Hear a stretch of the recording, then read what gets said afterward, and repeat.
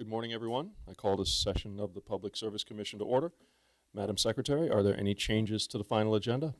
There are no changes to the final agenda. Thank you very much.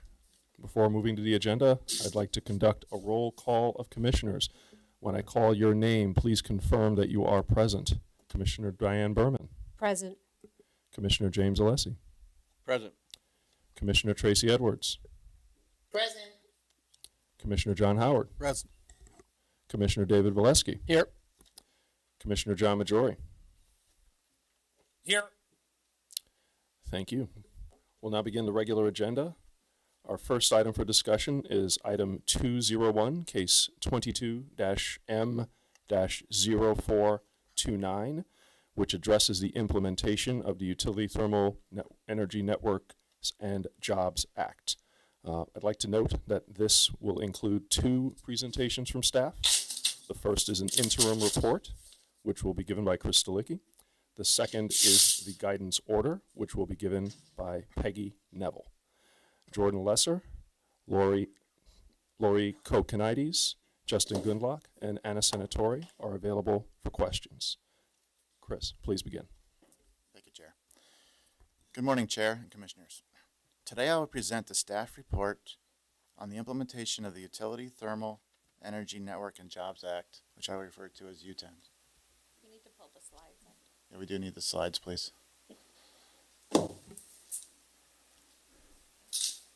There we go. All right, which I will refer to as UTEN, and my colleague Peggy Neville will discuss a draft guidance order for your consideration. Next slide.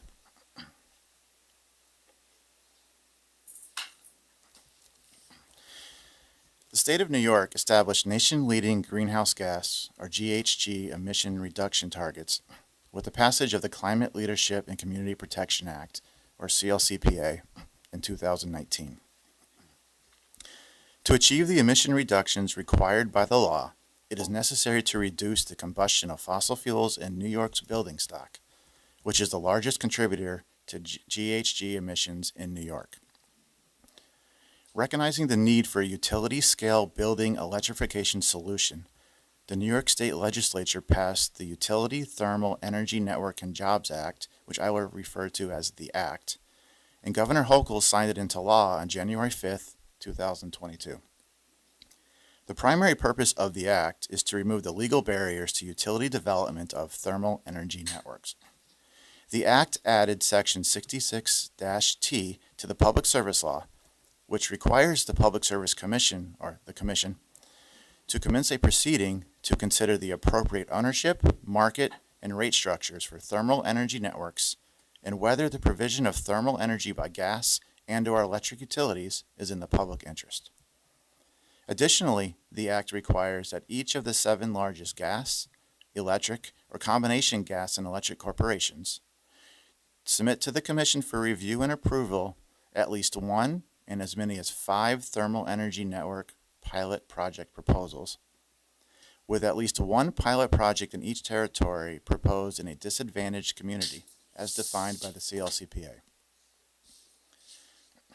On September 15th, 2022, the Commission issued the Order on Developing Thermal Energy Networks pursuant to the Act, which I will refer to as the Initiating Order, directing staff to convene a technical conference to gather information about thermal energy networks and to identify further steps toward fulfilling the Act's directives. The initiating order also required staff to report within 1 year the status of the UTEN proposals. Following the initiating order, the department assembled a cross-disciplinary staff team from several offices to work through the requirements in the initiating order. Since September of 2022, staff participated in numerous discussions to dive into the details of the proposed pilots, and several notable events occurred over the year. In October of 2022, the utilities submitted their initial filings. In December of 2022, the staff convened the technical conference. In January of 23, the utility pilot project proposals were filed. In April of 23, initial comments on the pilots were submitted. And in May, June, and August of this year, there were supplemental filings, pilot project withdrawals, and additional comments, which we will discuss later. In September of 23, we are here today presenting the staff report over the last year, and we will discuss the draft guidance order before you. Next slide.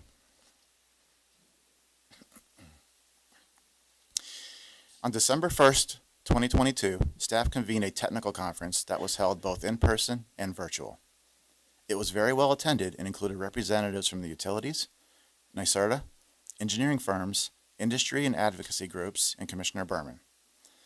All of the utilities and NYSERDA gave presentations on their proposed U10 pilots filed in October of 22, and NYSERDA provided an educational session on U10 design and discussed some of its research on U10 systems. Participants, presenters, and staff engaged in a fruitful discussion. Next slide. Several notable topics were discussed during the conference, which included the availability of subsidies and incentives, which have historically aided the development of single-building geothermal heating applications. There were many conversations regarding costs, such as whether cost recovery should be from electric and/or gas customers. There were arguments by participants that both business units can benefit from U10s.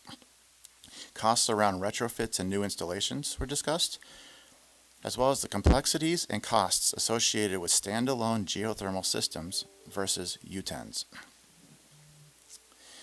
There were further discussions on varying ownership models, such as public and private, and thermal interaction between customers that are predominantly heating versus cooling. The availability of contractor resources was discussed as a concern. Both workers and access to equipment will need to grow in parallel with the industry. Also, some participants discussed their concern regarding the cost associated with the Department of Environmental Conservation permitting structure for wells greater than 500 feet deep. Currently, the fee structure for well permits is geared towards wells for oil and gas production, not applications where several wells are required, such as U10 bore fields. The presentations from the technical conference will be included as an appendix when this report is filed. Next slide.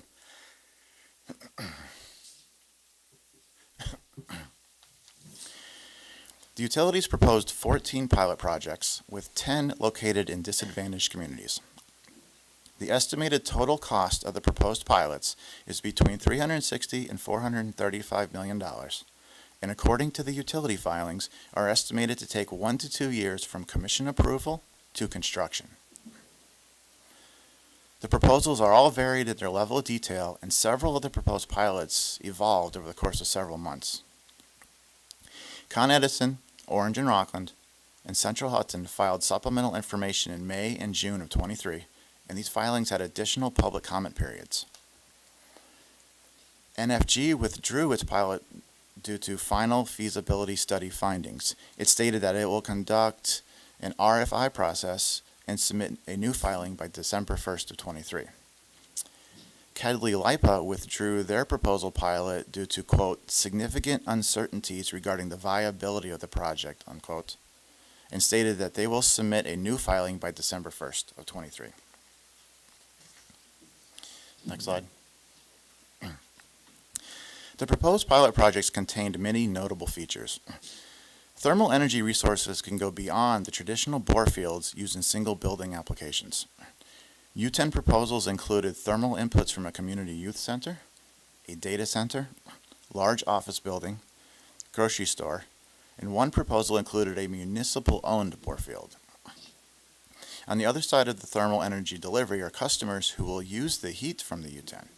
Those included municipal buildings, both old and new construction, small and large residential, and commercial customers.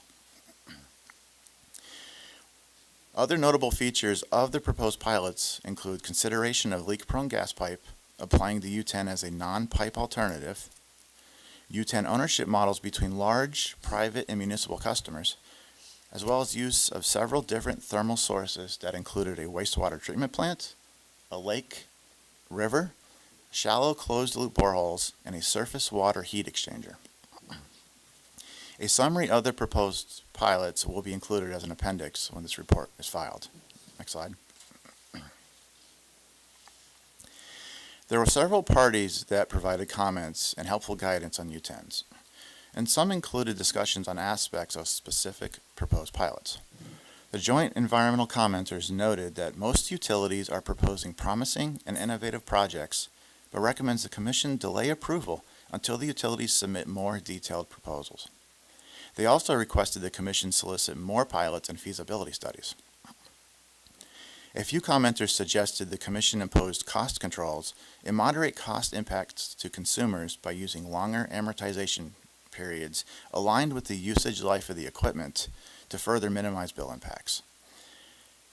A few commenters opposed the use of fossil fuel or any other non-zero emission thermal resources for primary, secondary, or supplemental heating or cooling. Several commenters emphasized the need for better community engagement. They suggested establishing a community advisory committee to help facilitate communications between the utility and community. Labor unions recommended the Commission emphasize the use of project labor agreements and draft regulations on labor requirements. Next slide. Commenters also suggested the Commission establish standard or uniform approaches to depreciation, accounting practices, and data acquisition and management protocols.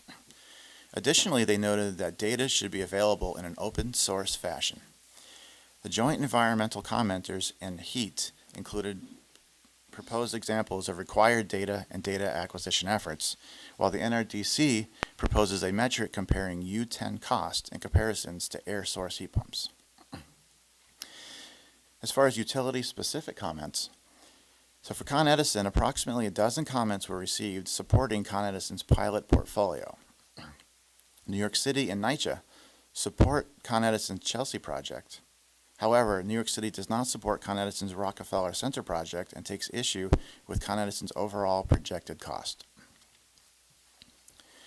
CADNI proposed versions of its pilot with heating only and with both heating and cooling at a greater expense.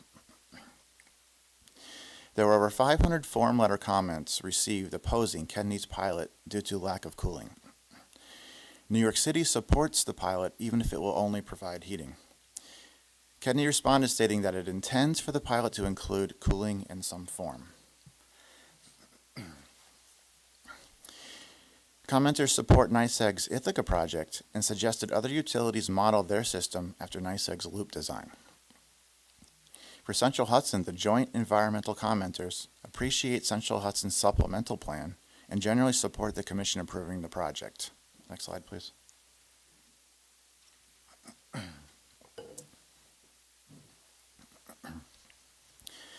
Since U10s represent a new industry delivering energy on a utility scale, there are many components that staff, utilities, and interested stakeholders need to learn. It is important to note that no pilot project proposals included enough detail for Commission authorization. Over the past year, it became clear there were several issues that need to be addressed.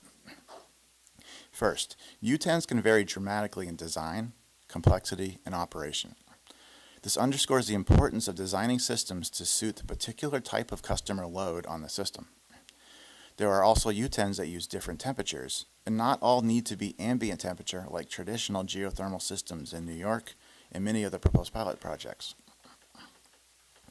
Most of the proposed pilots were heavily focused on traditional borehole technology as a thermal source. The supply and demand of thermal energy from diverse building loads of the connected customers and thermal sources must be considered to balance a system. The dynamic nature of the systems and designs create complexities, which lead to a balancing act of enrolling customers and developing projects. U10s across the world commonly use combustion for part of thermal heat input. However, this is inconsistent with the emission reduction goals of the CLCPA. Next slide. Both customers and utilities need to gain an understanding of this new energy system. This requires both education efforts and customer protection plans. Terms and definitions need to be consistent in order for design standards to be developed. Examples include primary, secondary, emergency, backup, supplemental, hybrid, etc. There is currently a lack of technical and operational standards to ensure U10s can be safe, reliable, and resilient. Performance metrics are needed to assist in promulgation of industry rules. While not a barrier to the proposed pilots, the collection of data and knowledge acquired from pilot operations will facilitate common standards needed to scale the industry. Other barriers include the lack of economic and operational data on active systems to inform rate design, uncertainty of designing a system that utilizes waste heat from one customer to serve others. Now, while utilizing waste heat in a single-owner campus setting does exist, the business model associated with utilizing this across customers is novel. As mentioned in the technical conference, contractor and drilling resources will be a challenge as the industry grows. And finally, the DEC permitting structure for wells greater than 500 feet deep. This is currently an issue that potentially increases both time and costs of U-10s. Based on the lessons learned and identified market barriers, staff prepared a draft guidance order that Peggy will now discuss.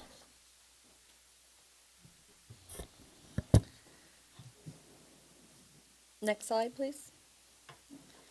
Thank you, Chris. Good morning, Chair and Commissioners. I will be covering the draft order providing guidance on the development of utility thermal energy network pilot projects before you today.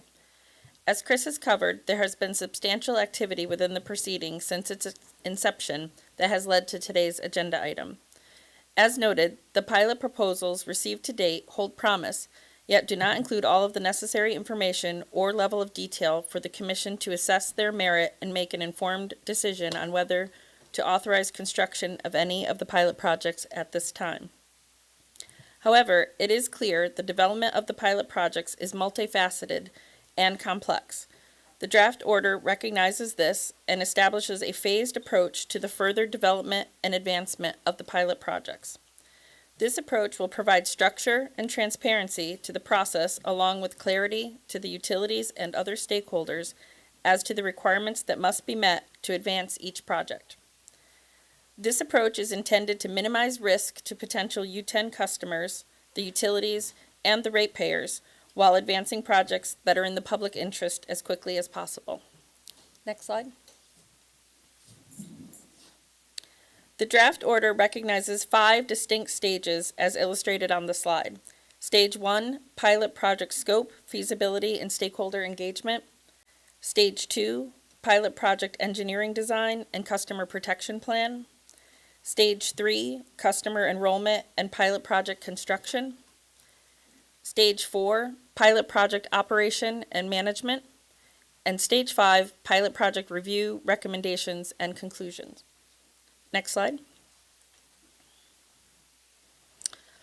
All active pilot projects filed with the Commission are currently in Stage 1. The item before you describes each of these stages and identifies what is required from the utilities and the process that will be used to advance the project through the various stages. For example, the draft order requires each of the utilities to submit a final pilot project proposal no later than December 15th, 2023. These submissions will provide additional information and respond to the guidance provided in the draft order before you. Upon receipt of these final pilot project proposals, staff will conduct a compliance review of the filings. If the filings comply with the guidance and requirements in the draft order, staff will issue a letter to the utility advancing the pilot project to Stage 2. If the proposals are deficient, staff will issue a letter identifying the deficiencies and will set forth a timeline for the utility to respond with the necessary information. While the initiating order allowed for deferral treatment for prudent costs incurred in the development of the pilot projects, the item before you imposes a cost cap on the funds that may be incurred through Stage 2 of 10% of the total proposed pilot project budget. Following staff's confirmation that pilot projects may advance to Stage 2, utilities will have up to 9 months to undertake engineering design work and development of their respective final customer protection plans. Utilities will then file a final U-10 pilot project engineering design and customer protection plan, which will be issued for public comment. Upon review of the utility filings and public comments, the Commission will be able to determine if the pilot project is in the public interest and whether it should advance to Stage 3, customer enrollment and pilot project construction. For projects that advance to Stage 3, utilities would need to confirm that they have enrolled a minimum number of customers before the pilot can begin construction and subsequently advance through stages 4 and 5. Next slide.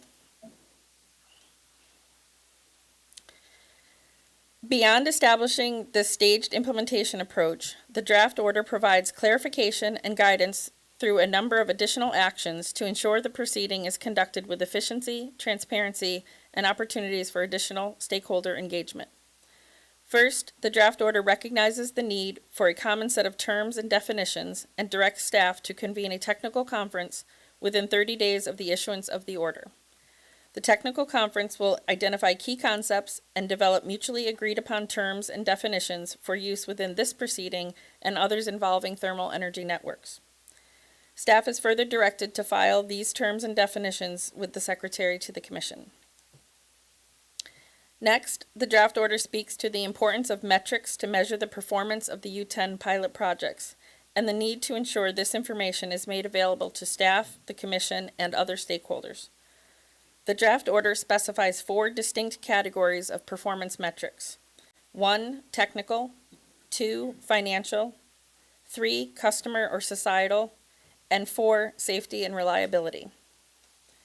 The draft order directs staff to convene 1 or more technical conferences to discuss data needs and the appropriate metric to meet those needs. The first technical conference will be held during the first quarter of 2024. Following the final technical conference, staff will document the outcome of the technical conferences through a filing with the Secretary. This filing will include the agreed-upon metrics for each performance category that the utilities will track and report for each pilot project. Third, the draft order directs the utilities to begin filing monthly progress and expenditure reports beginning on November 15th, 2023. These reports will provide staff the ability to better monitor the progress of the pilot projects and the incurred costs. Next slide. Lastly, the draft order provides additional guidance on several areas that utilities shall consider in the further development and submission of their proposals. This guidance addresses the following areas. First, clarifying the Act does not require ambient system designs. Also, indicating the importance of technical and/or business model diversity of the pilot projects as a consideration for the Commission in assessing the expected value of the projects against the ratepayer costs. Next, requiring the utilities to identify the benefits expected to accrue to members of disadvantaged communities in which a U10 may be located. The draft order also addresses several technical, economic, and operational aspects, including the need for U10 optimization and balancing, the need for further justification if the utility intends for any U10 proposal to incorporate fossil fuel in the design for peak load, backup, or emergency needs. With regard to safety, reliability, and resiliency, the draft order reinforces that U10 customers should receive the same or better safe, adequate, and reliable service that they are accustomed to with their current energy systems. The draft order also recognizes energy efficiency improvements in U10 connected buildings can serve to benefit not only the customer, but the U10 itself by minimizing the load it must satisfy. How different levels of building energy efficiency affect the U10's operation is an area ripe for 1 or more of the pilots to test in order to provide real-world operational data. Therefore, the draft order recognizes energy efficiency improvements in connected buildings may be an allowable pilot cost, but requires the utilities to put forth justification for the inclusion of energy efficiency in their proposals if applicable. To mitigate incremental costs to ratepayers, the draft order notes other available energy efficiency funds, such as federal funding or other ratepayer-supported programs, which should be leveraged. And lastly, requiring the utilities to provide a comparative analysis of U10s versus individual forms of electrification, as well as legacy fuel systems, while recognizing pilot costs will likely be greater than the U10 operating at scale. With regard to customer protections, at the core of a successful U10 pilot project is customer adoption and satisfaction. Utilities must be able to clearly articulate the benefits of the U10 to customers and explain customer protections for U10 pilot project participants. Future utility filings will include a customer protection plan, which will include a description of customer engagement activities and a customer agreement template that documents the customer's rights and responsibilities. These rights and responsibilities include Home Energy Fair Practices Act protections, participation in withdrawal options, pricing options, metering and billing processes, installation and maintenance responsibilities, and customer consent for the provision of data for the purposes of evaluating the pilots. Finally, the Act clearly calls for utilities to not just develop and operate UTENs, but to do so in ways that support good jobs and training opportunities in the localities where the UTENs are to be located. The draft order requires the utilities in future filings to indicate the status of labor agreements required to implement their pilot projects, as well as encouraging the alignment of reporting approaches to workforce development and training consistent with the Act. That concludes my presentation. Before opening up to questions, I'd like to take a moment to recognize the full staff team that has been engaged with this effort, which has involved many members of staff throughout the department. This has included members from Markets and Innovation, Energy System Planning and Performance, Council's Office, our Policy Implementation Team, Consumer Services, Accounting, Audits and Finance, and Rates and Tariffs. Thank you. First, Chris, Peggy, thank you for putting this together, and I echo your words of thanks for the team. I know this is a major effort. And I think about this effort in the context of history because I think about it as one of the next big steps in moving forward towards our clean energy goals. For much of our history, we've defined modernity by how we use fossil fuels, how we extract it, how we process it, how we utilize it, how efficiently we utilize it. And ultimately, that's been a defining factor in much of what we do. And when I began my career at Keyspan many years ago, I think I began at the very beginning, or as the full push towards using natural gas was just beginning.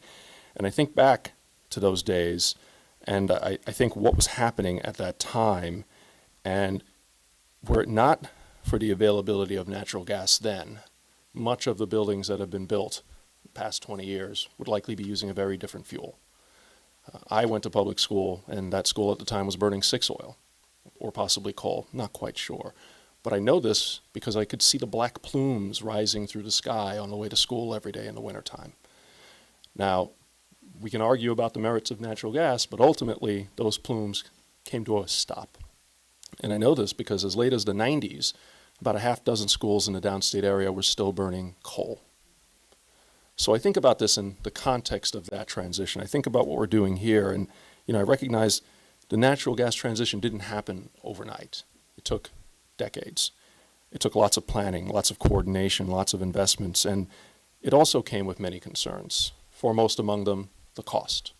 And I remember this very well. Many people argued that the cost of investing in this infrastructure was not worthwhile, that we had plentiful oil and other resources right here. Much has changed over the time.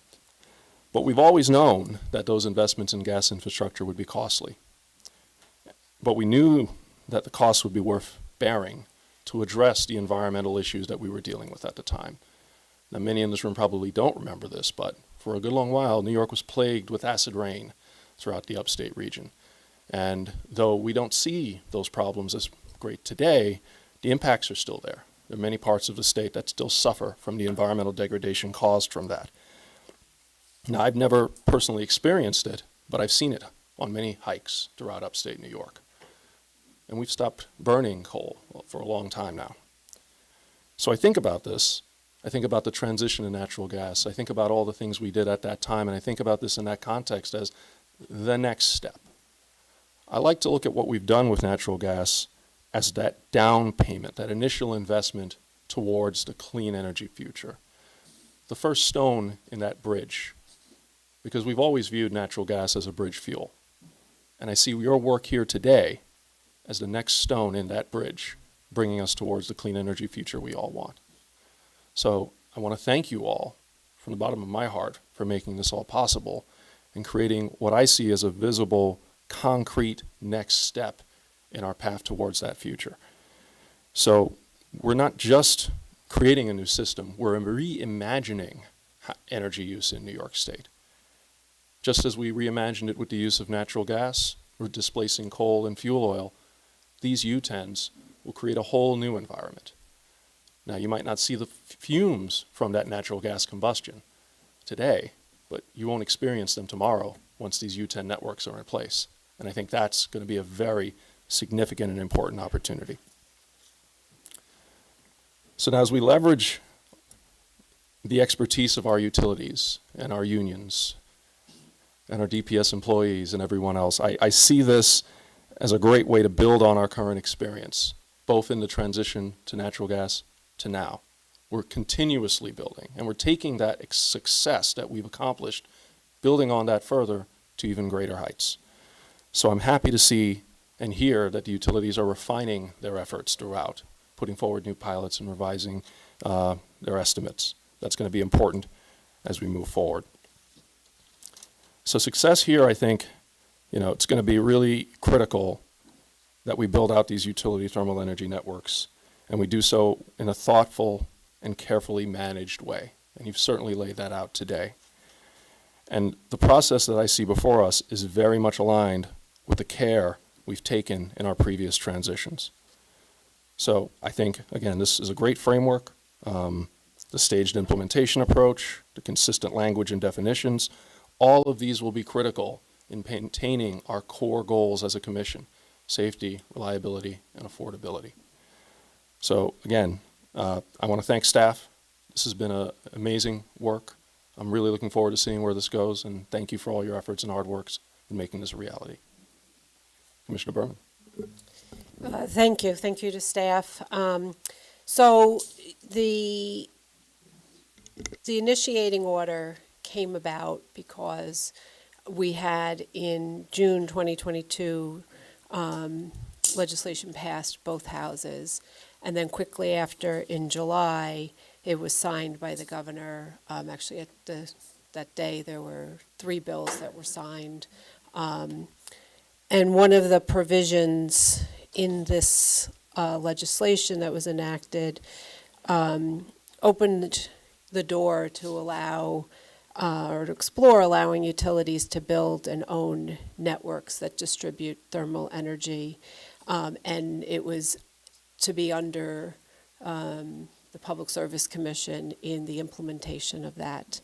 The legislation directed the commission itself to develop a regulatory structure for the U-10s and required the 7 largest utilities to pilot at least 1 and as many as 5 in a short time frame.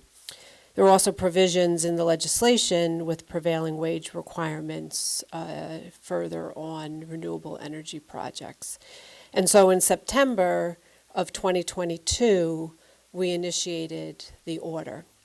At that time, I voted for it, and part of, for me, was the recognition that the legislation itself, while well-meaning, was very clunky, but that the initiating order was really trying to strike the right balance in going forward to meet the objectives of the legislation, but understanding the clunkiness, specifically in terms of a lot of the provisions had things like time frames that really didn't comply with SAPA, that didn't match up with our regulatory processes, as well as the clunkiness of, again, while well-meaning, looking at what is in the public interest without real understanding of, how we need to evaluate it from a prudency perspective.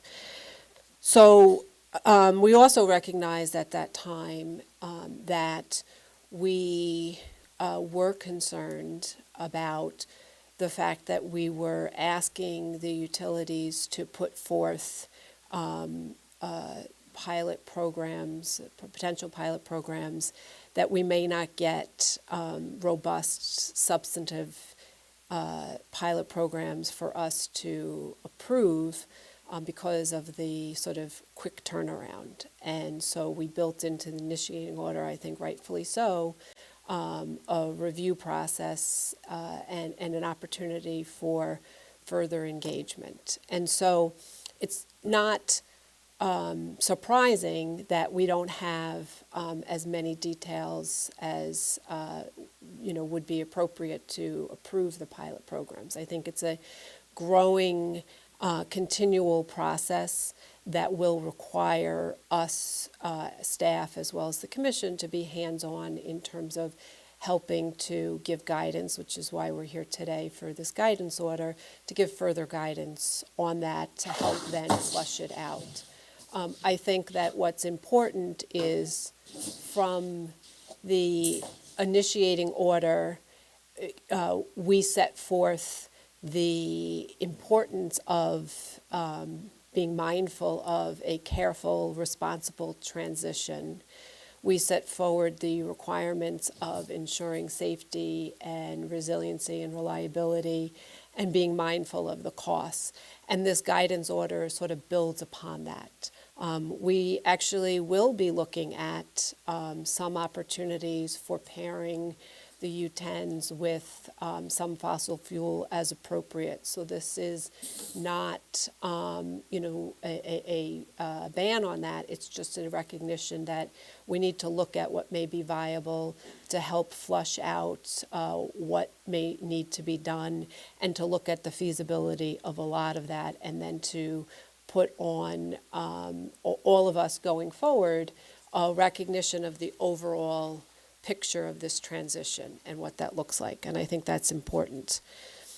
Some of the things that are somewhat concerning to me, and I just point out here, is we have, we have a recognition, and really came through to me when we convened the technical conference, that not everyone was in agreement on the terms and definitions. The statute had some, it needed to be flushed out more, and exactly what that looks like. There are technical issues with certain terms, there are regulatory challenges, and the need for us to flush out those key terms and definitions. I appreciate that going forward, we are further convening a technical conference to flush out that and try to come to some mutually agreeable terms and definitions. However, I am concerned that if there is not agreement among the stakeholders on those terms, that this order, this draft order, is leaving to staff to determine the final terms and definitions and to just file it with the secretary. I am going to interpret that then that that is not the end of the discussion. That, as I see it, that there is a need for the commission itself to be the final decision maker on the appropriate terms and definitions. And while staff can give guidance, it is not necessarily that you are the final decision makers on what those definitions and terms should be, so that folks, even when they are trying to come up with mutually agreeable, whatever is put forward and filed will be part of the larger whole for us to evaluate when we get to the next phase of that. And I think that's important for folks to keep in mind, because it really is for us as the decision makers, especially because of the unique and new nature of this new business model and regulatory model. I want to pause because I want to make sure that we're all on the same page with that, and at least clarify if we're not, and just give the opportunity for staff to comment. Sure, Commissioner. So I would agree with your characterization. I think it's important as we go through the next few steps of implementation that future filings from one utility to the next is all talking the same language. But as you point out, there will be future commission orders that will be adopting, modifying, approving pilots as they go along, and certainly any terms or definitions could also be a part of any future order if there were need for correction. But the main objective is so that we, in evaluating the next pilot proposals, everyone is kind of using a common language so that if we say a term in one proposal, we know it means the same thing in another proposal. Great, thank you.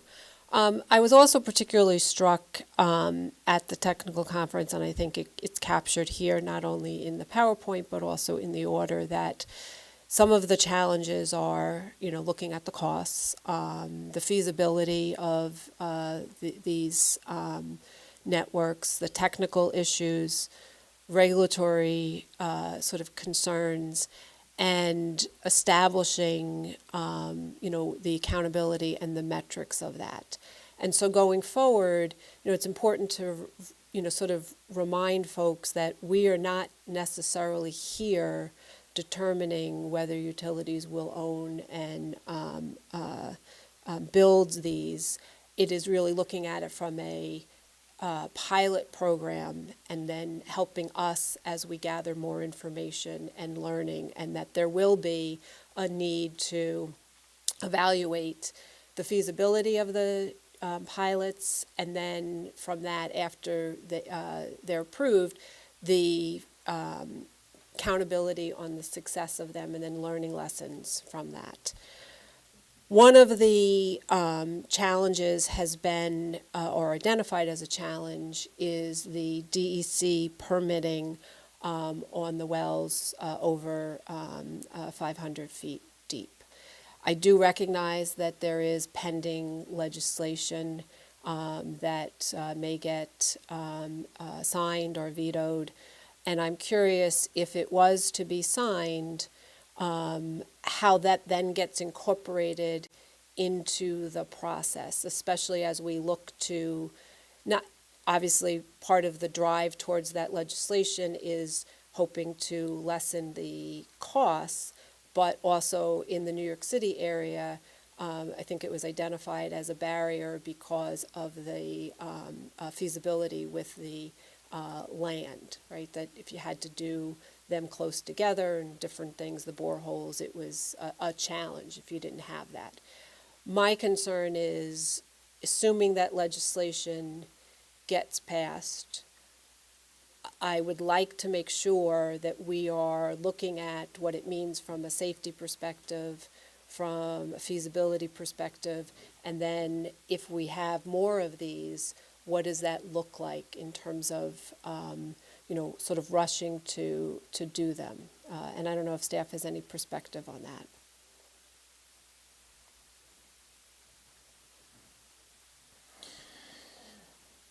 I think as outlined in the presentation and in the draft order, these U10 systems need to be designed as the best fit for the load application on the system, and that different designs are better fit for different applications. And if they are allowed to go deeper with these boreholes, depending on the geology, which also comes into play with the technical aspects of the design, we expect them to consider that in their final submissions.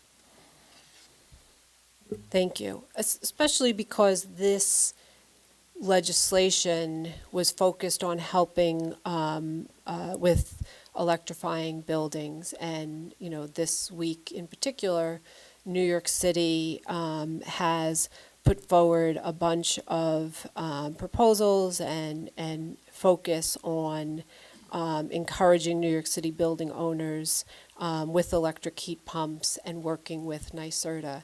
I think it's very important that we don't see this order as static, and that the ongoing development of New York City and their rules and the changes perhaps to their rules, including Local Law 97, gets incorporated back in and facilitated as part of a discussion on how does this now affect things. What does it look like from a cost perspective? What does it look like from a reliability perspective? What does it look like in terms of our need to move full steam ahead if there is some things that are perhaps, now being looked at in a different time frame. And I just raise that because I'm assuming that that will be encapsulated in sort of our own analysis or look in it in terms of the pilot projects. Yeah, certainly. I mean, as Chris and I both spoke to, this is very dynamic. Every pilot itself has gone through an evolution, and I think we saw that from the October filings to the January filings to as the utilities continue to look at their projects and talk to customers. And they are all operating within the environment in which they're, various local laws and things that are in place. I think it's important to note that, clearly buildings today can electrify on their own. The act and therefore the implementation of these pilots is really trying to test out whether U-10s particularly could be a more equitable form of electrification. Are there benefits to doing it through a utility scale approach compared to building by building? So that's, clearly one of the things that we're trying to test through these pilots. There's also an opportunity that exists today where, single owner properties can develop campus-style thermal energy networks that are owned by the entity who owns and develops those projects. So this is a very specific slice of, I think, building electrification to look at whether, what are the benefits and trade-offs in looking at a utility scale approach. But those would work alongside, I think, other forms of electrification, given the various different customers and building stock that we have throughout the state. Okay, thank you. I have no further comments or questions. I do want to take a moment to thank not only staff, but the stakeholders. I did find not only the technical conference, but I found sort of looking at the different comments to be very helpful. I also found that this process in how it was done in sort of really a deliberative, really careful process led to a draft guidance order that I could get behind, that I felt that there was, while I may not agree with every little thing, I do feel like that we are moving in a path forward, trying to not just quickly decide something, but really trying to set up something that can be long-term viable and ensuring that while we're moving forward on this, that we are not forgetting our core responsibility to safety and reliability and the underlying costs. Some of these things will have to come back to us in terms of what does this look like from a rate design, what does it look like in terms of the long-term viability, and just a reminder that these are for the pilot programs, and then we will also have to examine the length of those, and that's also another sort of opportunity for ensuring that we are moving in a prudent way so that we can do that. So I appreciate everyone's hard work. Look forward to being a part of this and seeing what we can do. So thank you. Thank you. Commissioner Lisi? Thank you, Mr. Chairman. Excuse me. Sorry. I'd like to thank you for this significant effort and display here as a coordination and cooperation of, I think you mentioned 8 different entities, and I'm sure there were subgroups along the way with that were all contributing, I'm sorry, to this, and we're all going to benefit, obviously, from the collective talent and effort. And I'm also impressed with a significant number of, or a significant focus, I should say, on disadvantaged communities in this. So that's a very important part for me personally to see. And without belaboring it, great job for all, and appreciate the effort. Thank you. Commissioner Edwards? Thank you very much. I just have one follow-up question about the customer protection plan and the template, customer agreement template. Can we just hear just a little bit more about how that's going to work? What is a sample an example of the customer engagement activities? And are we going to make sure that the template is going to be consistent across all utilities? Sure, Commissioner. Anna's our colleague in the office with you today. Anna, would you like to respond? Sure, absolutely.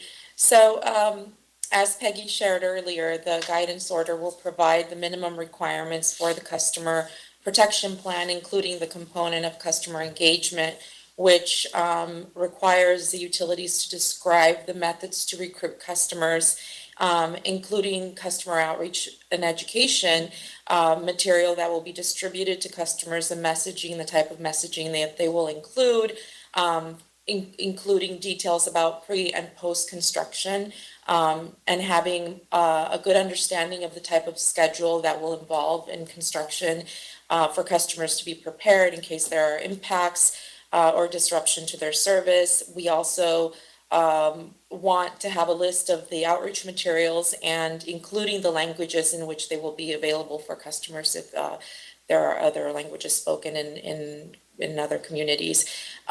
So again, the implementation schedule, the planned outreach, and the planned approach for ensuring that the customers have a good understanding and acknowledgement of the elements of the pilot projects. So they're going to be providing all of that back to us? Yes. But the template, are we designing the template? They will be designing with the guidance order information that we've provided. They will go back now and provide a framework of what their protection plans will include. Okay. We will have an opportunity to review those templates and provide feedback in case we feel that there are any deficiencies. Okay, great. Okay, thank you. Thank you, Chair. Thank you. Commissioner Howard. Thank you. And first of all, I want to thank everybody for their hard work. And I particularly want to thank you for including some of my personal concerns in your final work product, particularly dealing with the issue of energy efficiency. It makes no sense to have clean, affordable energy going into a building that wastes it. So again, thank you. Thank you for that. This is the first time we've created a new utility in this state class in over a century. The last time we did it was when we introduced electricity regulation. It was a long time ago. This is a new thing. And so to that extent, it won't be easy. It won't be an easy exercise, and particularly as Commissioner Edwards pointed out, that it's fair and universal, that it won't matter whether I live in Babylon or Buffalo, that I will have the same rules and regulations and consumer protections that all New Yorkers need to enjoy. So to that extent, it will take some time, and we should take some time, because these projects are not going to spring up by the hundreds within the next year or three. So getting it right the first time will be very, very important, and how we engage customers and include the issues that we concern about across the board, not just environmental protection, but affordability and the like. So to that extent, thank you. And I like many things we have come before us lately, we're just at the base of the mountain. We know it's a long slog up to the top, but I appreciate, and I think we've laid a very good roadmap on how to get there. So again, thank you very much. Thank you. Commissioner Valesky. Thank you, Mr. Chairman. Well, certainly, as it relates to the passage of time, this is a long process, and things externally will change that will affect the process as we move along. The only question I had was already addressed, Chris, by you in your presentation and in your answer to Commissioner Berman's specific question in regard to DEC permitting. That's one of potentially many things that may come from the legislature that will impact how this process moves forward. I just want to thank all of you for the work that you have already done to get us to this point. Certainly a long way to go, but I think this is a tremendous interim step, and very much look forward to the pilot projects, providing the additional information that we'll be requiring through this draft order, the eventual movement through the phase process, 1 to 2 to 3, and then at some point down the road, returning to us for consideration. So thank you very much for a job well done. Look forward to the next steps. Thank you. Commissioner Majori? Thank you. First, I would like to reiterate what some of my colleagues have already said, so I'm not going to say it again, but in particular, I very much agree with the chair's assessment of the work that you did, and also Commissioner Berman went into detail about the process, and I reiterate her comments about the thoroughness, and it sort of gives us an easier job in approving this. So I just want to acknowledge that. I do have a few questions, and forgive me if some of these are somewhat basic, but I just want to be 100% sure. The first question is this. The law requires each of the 7 largest utilities to submit pilot projects. There were 2 withdrawals. Does the fact that there were projects submitted, even though they were withdrawn, satisfy this part of the law, or is it that we anticipate new submissions in December and that this part of the law will be satisfied upon receipt of those submissions in December? Sure, Commissioner, I'll take that one. So the law actually allows for proposals between 1 and 5, and I think the initiating order spoke to, potential future pilots coming in. So there's not a kind of one and done type atmosphere. Specifically to the withdrawals that you mentioned, when both National Fuel Gas and KEDLI LIPA filed their withdrawals, they specifically noted their intention to conduct a request for information process and that they would come back in with a new proposal by December. Because this guidance order developed the staged implementation approach, the draft order specifically notes that and kind of directs those 2 or 3 utilities to align with the timing so they can bring that in along with the other companies by December 15th. So we fully expect new proposals for those utilities. Okay, thank you. My second question has to do with some of the objections that were raised, or concerns, it might be more accurate to say, that were raised about pilot projects that have some kind of natural gas component, which is my term, it's not their term. And I know the National Fuel Gas proposal that was withdrawn had such a component. Can you briefly describe some of the pilot projects that remain submitted as is, that have some sort of natural gas component, and how does our putting these forward, I fully understand we're not approving them, but how does our putting these forward comply with the CLCPA? Sure, I'll take a first stab at that and then ask my colleagues if they'd like to add to that. So first, I would say that the Act, and I won't quote specifically, but just generally speaking, the intent of the Act is to reduce greenhouse gas emissions through the use of U-10s. It specifically is interested in on-site combustion. So what we mean by that is for buildings that are connected to the system, the Act would not, allow for on-site combustion happening in the homes or the buildings that are connected to the system.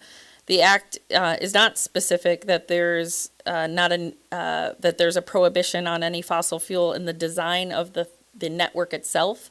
So there are types of U-10s that could include fossil as an input, as a thermal source to help the network operate.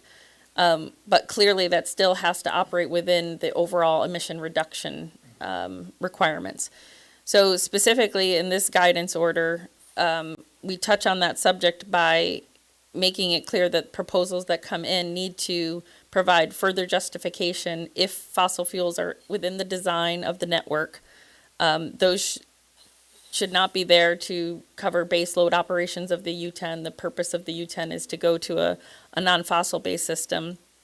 However, there are, potentially significant cost differentials between a system that may, and particularly at this pilot phase, as we're all trying to learn and have placing a premium on reliability and resiliency of these networks if some of the proposals, as they do, include the potential for fossil in the design for backup or emergency needs. As we're learning through this pilot phase, the proposals that will come back in really need to justify that, provide information to staff and then ultimately the commission to understand what the cost benefit of doing so is. You know, what would this look like if the fossil was not part of the design as far as costs and benefits, and what would it look like if it were? So the order, I think as Commissioner Berman spoke to earlier, does not prohibit, the act doesn't necessarily either, but it clearly is a consideration as we look at the proposals coming back in to not only, you know, meet the requirements of the law, but the intent of the act, which is overall emission reductions, but help us learn through these pilots as well. Okay, thank you very much. Just a couple more questions. The order discusses the cost of these projects, and my understanding is that the cost will be borne by customers of the particular utilities. I just want to be sure that that understanding is correct.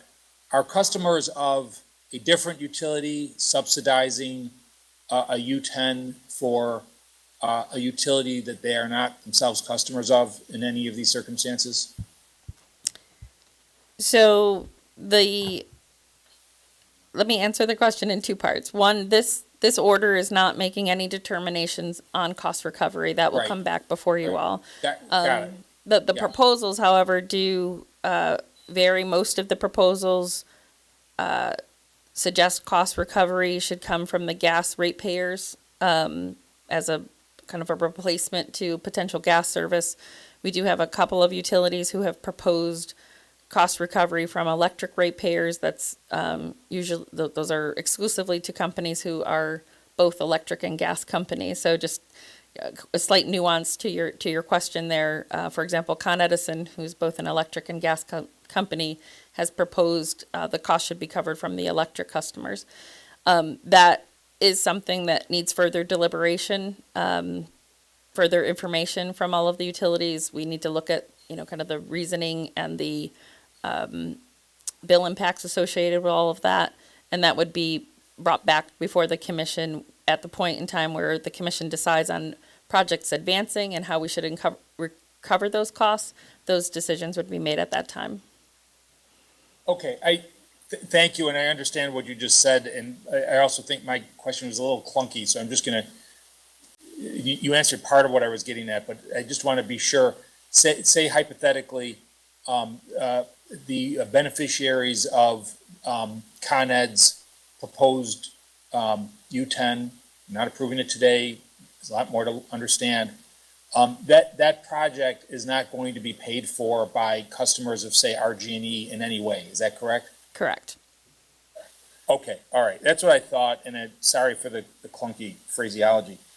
Okay, so next question was, I was really interested in the discussion of one proposed project that would have been located in a disadvantaged community, but the analysis was that it wasn't actually going to be benefiting the community in which it was located. And my question is, can you expand on what constitutes a benefit, and is the term actually defined anywhere, benefit? So the benefit term, I think, is a broad term. We have not explicitly identified or defined what we mean by that in the context of this proceeding. Clearly that is there's lots of opinions about that. For the project I think you're referring to was one that had been withdrawn. I believe in that instance, the proposal spoke to, and I believe commenters picked up on this, that the U10 itself would serve a campus-style setting, that while the campus was located in a disadvantaged community, the proposal did not extend the U10 beyond the campus to serve the members of the community. So in the guidance order, it provides further direction to the utilities and their proposals to be clear. You know, it's clearly the act says you need to propose if you propose one pilot, it has to be in a DAC. If you propose 4 or more, it has to be 2 or more in a disadvantaged community. that would meet the requirements of the law. But as far as the commission deliberating on whether there's benefit there, we really need more information from the utilities as to what they would describe as the benefits to residents of those communities. So, for example, if you are eliminating on-site combustion, clearly you could describe that as a benefit. You could also, talk about economic benefits. So there's, I think at this stage, the case to be made by the proposals as to what they would describe as the benefits to the customers. And then, we'll assess those as they come back to us and deliberate on them at that time. Okay, thank you. Those are all my questions, so thank you very much. And once again, this was enormous work on your part, which makes it less work for us. Thank you. Thank you.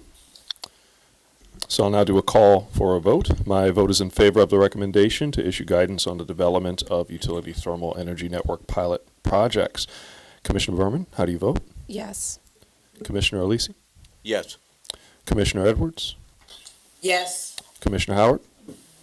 Yes. Commissioner Valesky? Yes. Commissioner Majori? Yes. Okay, the item is approved and the recommendations are adopted. Thank you very much, and thank you, everyone. Great work. We'll now move to the consent agenda. Do any commissioners wish to comment on or recuse from voting on any items on the consent agenda, beginning with Commissioner Berman? Yes, item number 370, I will be a no without prejudice to come back. I am concerned that I look at things in not just parts, but the parts that fit the whole. We had on our preliminary agenda, item 371, and that was pulled. And I know that there's an ongoing larger substantive petition from the petitioner that I think that we need to kind of look at what are we doing and moving forward, have a clearer understanding. Therefore, for me, I'm going to be a no without prejudice on this item, but I do think it is important for us to get under the hood on the overall direction and the petitions, not only for this petitioner, but others that are out there. And then item 374, which is the draft SGEIS, the legal standard of review for the PSC to review and decide whether to approve, deny, or modify is important. When I look at it, the commission is legally required under SECRA to determine whether the draft supplemental generic environmental impact statement is adequate for public review in terms of scope and content. If there are deficiencies and they can be modified, we can seek to do that and address them. I do not think that at this time it is appropriate for us to move forward on the draft SGIS, as there are other issues that, while it's, mentioned in the draft, does not, for me, completely satisfy where we are and some of the challenges with that, and I'm not comfortable in giving my approval to what I see as a draft SGIS that needs to be more closely looked at and the underlying issues addressed. Thank you. Thank you. We'll now go to Commissioner Alisi. Yes, I have no comments or questions. I'll be supporting the entire consent agenda. Thank you. Commissioner Edwards? I have two items. I am recusing on item number 370, and I am voting no on item number 373. Thank you. Thank you. Commissioner Howard? Thank you, Mr. Chairman. I will be voting no on item 370, consistent with my previous votes. I will also be voting no on item 374, where I have some comments. First of all, I'd like to thank staff for including some of my concerns in the updated draft SGIS. However, I still feel it is not worth my support and misses some very important issues.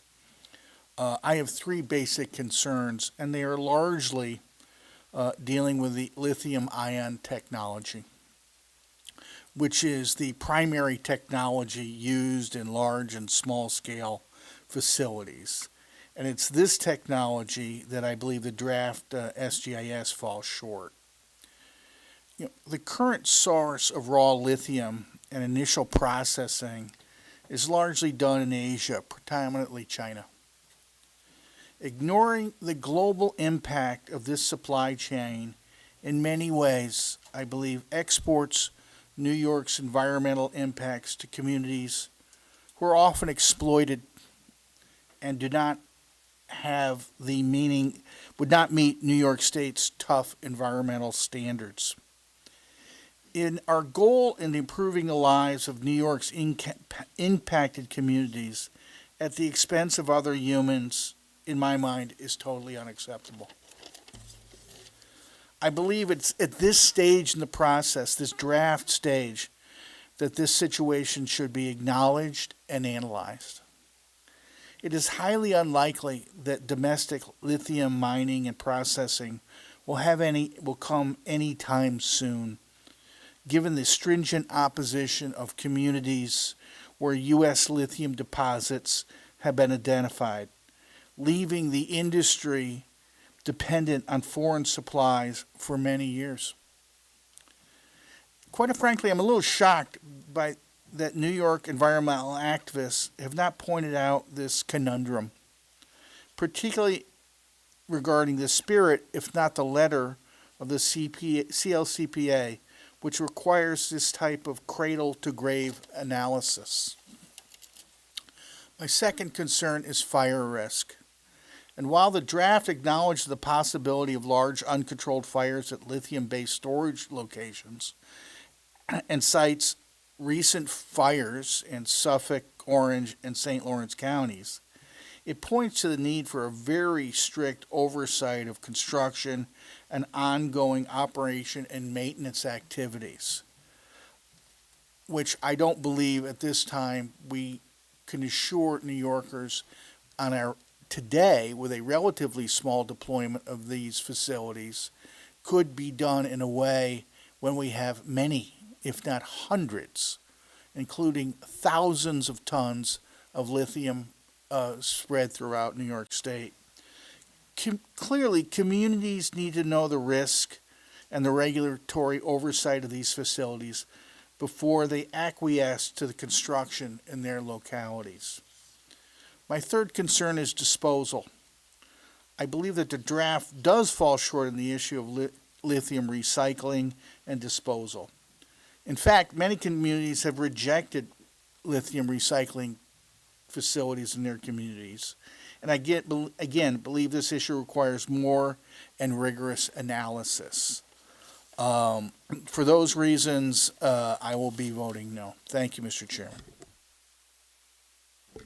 Thank you. Commissioner Valesky? No comments on any items. Thank you. Commissioner Majori? Thank you. I've got comments on three items. First, item 364, 364, which is a matter having to do with the investigation of a fatality in the town of Oxford. I just wanted to acknowledge that on reading the facts of the circumstances here, I had an emotional reaction, and I'm just reminded that, you know, we often pass many enforcement actions, and we look at violations of regulations or safety protocols that might seem just absolutely routine, but the misapplication of or the ignoring of these regulations can produce catastrophic outcomes. And I don't want to say anything more so as to avoid my comments becoming a factor in any future litigation regarding this matter, but, my heart goes out to the loved ones of the individual who died here. Second item I'd like to comment on is item 373, which is the Churchville rate filing. And as is often the case, I'm struck with a minor rate filing where there are no public comments whatsoever. And this is often in contrast to major rate filings where there are thousands of comments. And I was recently sitting in on a public statement hearing on a major rate filing where one of the members of the public made a statement about how yet a third rate filing would have been different and worse for the ratepayer had this individual and this individual's group not made public comments. And I just want to reiterate how important the public comment process is and how it is often the case that members of the public or groups that submit thoughtful data-supported feedback change the outcome for the benefit of the ratepayer. And I'm not saying this is not the best possible outcome. It just strikes me that there are no public comments, as often is the case with the minor rate filings. The third item I'd like to just comment on is 374, which some of my colleagues have commented on. I would like to acknowledge that the DEIS acknowledges the fires and related safety issues that happened this year. Also, it acknowledges the creation of the Interagency Fire Safety Work Group. I myself would hope that the FEIS reflect the findings and recommendations of that group. However, I don't think that the existence of the group and that the group's work is taking place now precludes the advancement of this DEIS. I think also in light of the comments from Commissioners Howard and Berman, that if approval of the FEIS comes before this commission, that I would hope that it be a discussion item. All that said, I do think that what's before us meets the standard of being adequate for public review. And I'm very much looking forward to the outcome of that public review and comment. But I'll be in support of this and the rest of the consent agenda. Thank you very much. Thank you. We'll now do a call for a vote. My vote is in favor of the recommendations on the consent agenda. Commissioner Berman, how do you vote? I vote yes on all items except 370 and 374, where I vote no without prejudice. Thank you. Commissioner Alisi? Yes on all items. Thank you. Commissioner Edwards? Yes, I'm voting yes on all items with the exception of 370, where I am recused, and 373, where I am a no. Thank you. Thank you. Commissioner Howard? I am yes on all items except item 370, where I'm a no, and item 374, where I'm also a no. Okay. Thank you. Commissioner Valesky? Yes on all items. Commissioner Majori? Yes on all items. Thank you, everyone. The items are approved and the recommendations are adopted. Before we move on, I want to make a small announcement. Our October session seems to be jam-packed. We have quite a few things that will be coming next month, and as a result, we're making plans to have an additional session date that will likely be held on Friday the 13th. So details will be provided as our schedule becomes available. Yes, I know, Friday the 13th, yes. So that said, Madam Secretary, is there anything further to come before us today? There's nothing further. Thank you. Thank you, and thank you, everyone. Have a good day.